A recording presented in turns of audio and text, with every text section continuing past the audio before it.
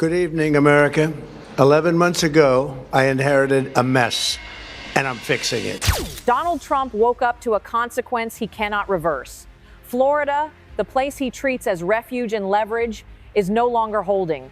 According to public reporting, a shock poll shows his support collapsing across voters who once anchored his coalition, not from a scandal, but from pressure landing on homes, insurance bills, and fixed incomes. The timing matters. Notices are arriving, premiums are jumping, and confidence is draining faster than any campaign can refill it. This is not a message problem. It is a systems problem, moving through markets and into kitchens. When a home state stops absorbing damage, options narrow. And tonight, that narrowing crossed a line that does not move back. By Friday morning, January 30th, 2026, Donald Trump confronted a decision that had already hardened into consequence. He chose to dismiss the Florida shock poll as noise, a reflex that had worked before.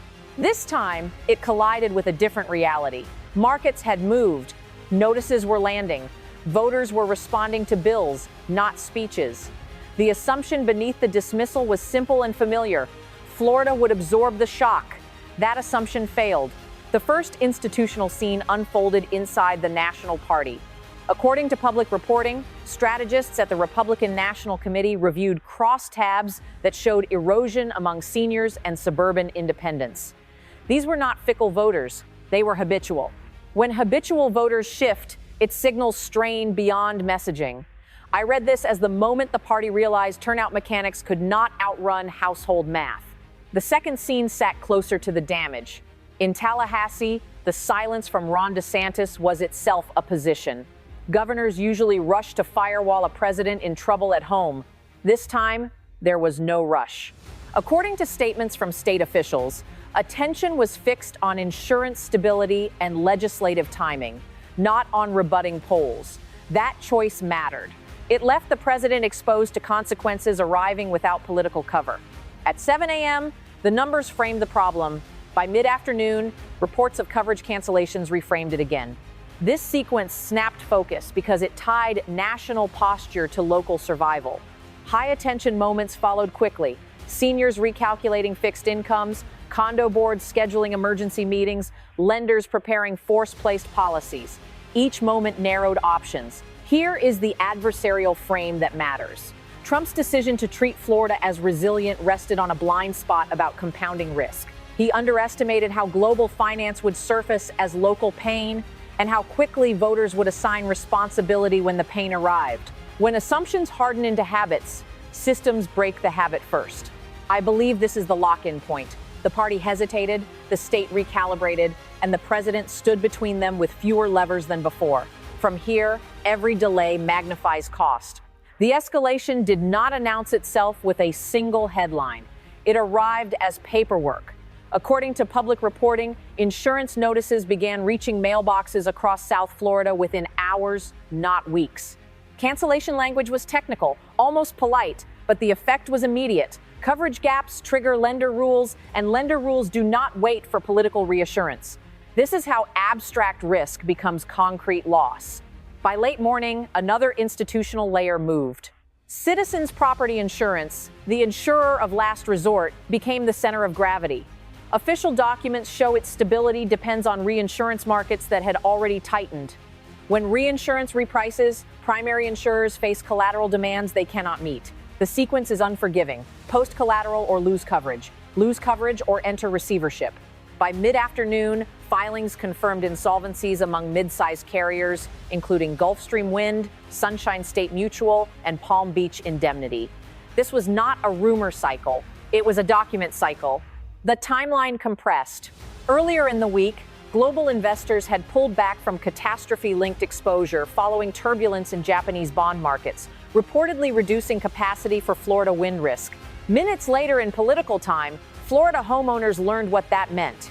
Lenders prepared force-placed policies at multiples of prior premiums. For households on fixed incomes, the math broke in public. High-attention moments stacked quickly.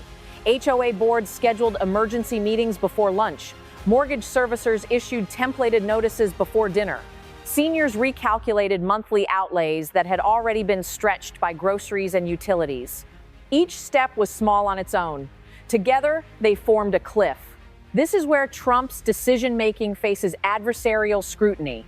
He had framed Florida as durable, a place where loyalty would buffer volatility.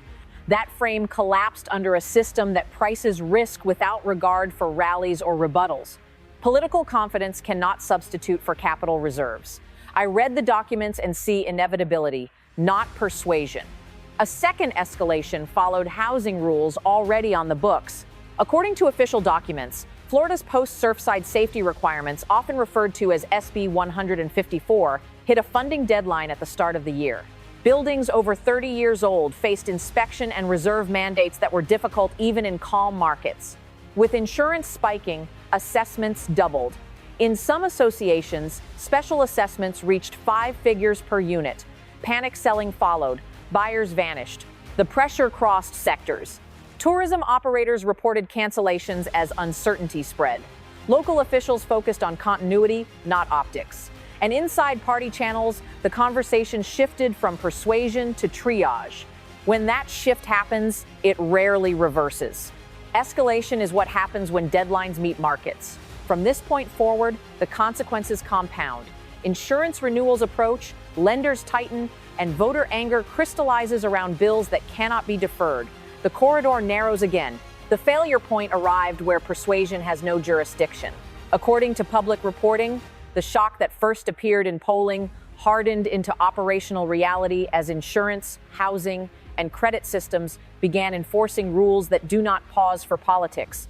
This is the moment the audience needs to stand inside the machinery, because once the machinery starts, outcomes stop negotiating. Scene 1 begins mid-afternoon in coastal South Florida. A homeowner opens a lender notice and reads the phrase that matters most. Coverage lapsed. The replacement is automatic. A force-placed policy starts immediately, priced at multiples of the prior premium. There is no appeal window, no discretion clause, and no time to wait for reassurance. The arithmetic is brutal. Monthly obligations jump beyond a fixed income that had already been stretched by groceries and utilities. This is not ideology colliding with belief. It is a ledger colliding with reality. Scene 2 unfolds minutes later inside a condominium association office along the coast. According to official documents, buildings past a certain age must complete inspections and fully fund reserves tied to post-tragedy safety mandates. The deadline has passed. Insurance quotes arrive higher, then vanish. Engineers warn of compliance risk. Boards draft special assessments measured in 5 figures per unit. Retirees who plan to age in place face an impossible choice: pay now, sell at a loss, or fall out of compliance. Listings go live, buyers hesitate, liquidity disappears. Scene 3 stretches inland as evening approaches. Tourism operators begin to see cancellations. Schedules are cut, service workers lose shifts. According to statements from labor representatives, uncertainty hits hours before it hits payrolls. This sector reprices risk quickly because it must. When demand wobbles, it pulls back first and asks questions later. Now, widen the lens and trace the hinge that connects these scenes. Reinsurance. According to public reporting, global reinsurance capacity tightened sharply after losses and volatility in Japanese bond markets. Capital retreated. Florida wind risk was repriced higher or not written at all.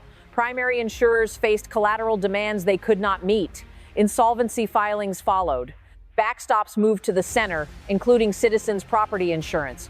But backstops rely on capital markets too. Catastrophe bond appetite thinned. Renewal calendars advanced. The system enforced itself. This is where the adversarial frame locks in. Donald Trump treated durability as a political constant. The assumption was that loyalty would cushion volatility and that confidence would travel downward. But insurance durability is not loyalty. It is balance sheets and reinsurance treaties. When those thin, confidence evaporates regardless of rhetoric. I see a leader pressing confidence against a pricing model that does not listen. Time pressure multiplied the effect. 5 clocks started ticking at once. First, mortgage servicers act immediately when coverage lapses because contracts demand it. Second, condominium reserve deadlines force boards to choose between assessments and violations because statutes require it. Third, insurers entering receivership do so without grace periods because regulators must protect remaining policyholders. Fourth, tourism demand responds to uncertainty faster than policy can reassure because consumers book elsewhere.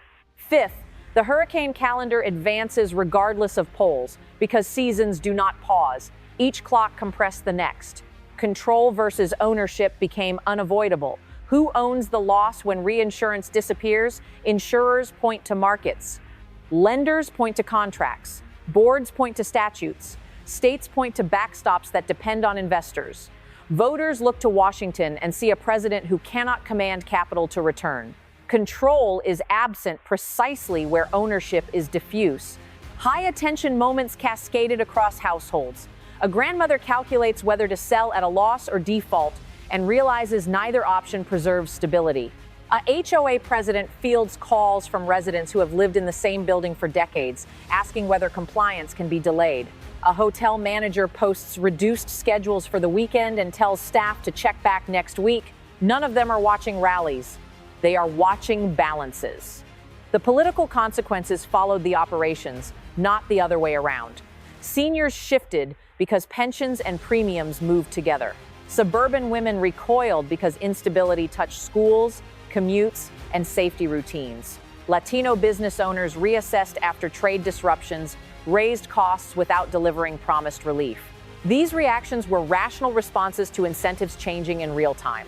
Another layer tightened the vice. According to official documents, post-safety mandates accelerated after the Surfside collapse, and compliance costs rose into a market already strained by insurance repricing. Assessments doubled, financing options narrowed, inventory swelled, prices softened. What looked like isolated stress became a feedback loop. Falling prices reduced equity. Reduced equity limited refinancing. Limited refinancing increased default risk. The loop reinforced itself. This is the point where management would be required, yet management tools were constrained by law and markets. Emergency relief cannot compel reinsurance capacity to reappear. Executive orders cannot refill catastrophe bond books. Legislative timelines cannot outrun renewal cycles already scheduled. The gap between what voters expect and what systems can deliver widened into anger. Here is the personal analytic judgment that matters most. The crisis did not need a villain to accelerate. It needed frictionless enforcement. Once enforcement began, persuasion lost relevance. That is why the feeling hardened so quickly. The narrative consequences sharpened as night fell. Listings piled up, coverage gaps widened, renewal calendars advanced. Party officials recalibrated privately because public reassurance could not alter private arithmetic. Governors focused on continuity because optics could not replace capital. The president's narrowing corridor of options became visible to everyone touched by a notice or an assessment. This is the climax because it reveals the irreversible core. Florida stopped absorbing damage and started transmitting it. Transmission moved through mortgages, condos, tourism, and tax bases. Each transmission reduced the margin for political recovery. Once transmission begins, it does not reverse on command. When enforcement starts, confidence ends. What changed after the operational shock was not opinion, but memory. Institutions remember losses longer than campaigns remember slogans. According to public reporting, risk committees, lenders, and insurers began repricing Florida exposure as a category, not a headline. That repricing is durable, it alters assumptions for years, not weeks, and it shifts behavior even after streets quiet and statements fade. The first change is institutional memory inside finance and insurance. Loss experience recalibrates models. When a state becomes synonymous with correlated risk wind, insurance capacity, condo compliance, litigation capital demands higher returns or steps back entirely. This is not punishment, it is math. I judge this to be the moment Florida's premium became structural, not cyclical. The second change is political memory inside the party. Crosstabs that once looked elastic now look brittle. According to statements from party officials, turnout strategies are being revisited because margins among seniors and suburban independents no longer buffer shocks. This is where Trump's decision-making faces sustained adversarial pressure. He built leverage on confidence and loyalty, but the system now prices stability, not belief. The third change is governance alignment in the state. Silence is no longer ambiguity, it is differentiation. Ron DeSantis has incentives that diverge from the White House as risk concentrates locally. According to public reporting, state-level efforts are focused on continuity and insulation rather than amplification. That shift matters because it deprives the presidency of a home state firewall precisely when one would normally appear. High-attention signals continue to snap focus. Lenders adjust underwriting, HOA boards accelerate compliance calendars. Tourism operators hedge demand by reducing exposure. Each signal is small. Together, they change the baseline. When baselines move, politics follows. This is where the required framing becomes unavoidable. The danger is not collapse. The danger is fragility. Fragility spreads quietly. It lives in thin margins, delayed maintenance, and the absence of slack. Once fragility sets in, even minor shocks create outsized reactions. Florida is now operating closer to that edge. Here is my personal analytic judgment. Trump's narrowing corridor of options is not a communications failure. It is a governance constraint. Relief tools cannot summon capital. Executive confidence cannot compress renewal cycles. Legislative fixes cannot reverse contracts already triggered. That mismatch converts anger into endurance. The adversarial frame sharpens because consequences are now priced in. Florida's risk premium alters housing turnover, tax receipts, and political calculus. Gerrymandered maps become liabilities when swings exceed design tolerances. According to public reporting, even a modest statewide shift could expose multiple seats, turning a defensive strategy into a trap. Systems remember risk longer than voters remember promises. From here, pressure moves forward, not back. The repricing continues, the calendars advance, and the incentives realign. What comes next is not catharsis, but monitoring, watching which signals harden and which soften as institutions adapt. The final phase is not escalation, it is calibration. After shocks pass through systems, what remains is signal. According to public reporting, Florida is now in a watch period where outcomes depend less on speeches and more on renewals, filings, and behavior. This is where narratives cool and indicators matter. The first signal to watch is insurance renewal capacity. As the next renewal cycle approaches, reinsurance appetite will determine whether premiums stabilize or step up again. If capacity remains thin, households will feel it immediately through escrow adjustments and lender requirements. This is not seasonal noise. It is a pricing verdict. The second signal is housing liquidity. Inventory levels, days on market, and price cuts in condo-heavy corridors will show whether panic selling gives way to orderly repricing or continues into a feedback loop. According to official documents, compliance deadlines do not move easily. When deadlines hold, liquidity tells the truth. The third signal is political alignment inside the state. Silence, coordination, and distance are all data. When state leaders prioritize continuity over amplification, it suggests preparation for management rather than defense. I read that as an admission that stabilization, not persuasion, is the work ahead. This is where Donald Trump's options narrow into maintenance. He can attempt reassurance, but reassurance cannot refill balance sheets. He can demand loyalty, but loyalty does not underwrite wind risk. He can promise relief, but relief tools are constrained by law, markets, and time.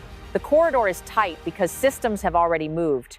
Here is my personal analytic judgment. The lasting impact will not be measured by a single poll rebound, but by whether households feel predictability return to their bills. If predictability does not return, anger becomes durable, and durable anger reshapes coalitions quietly. Stability is not declared, it is financed. For viewers tracking what comes next, stay focused on 3 updates: reinsurance capacity disclosures, condo compliance filings, and renewal-driven premium changes. Those indicators will tell you more than any rally schedule. If you want continued, measured analysis as these signals arrive, subscribe and stay with us. This story is not about a moment, it is about whether systems can be steadied once they have begun enforcing themselves.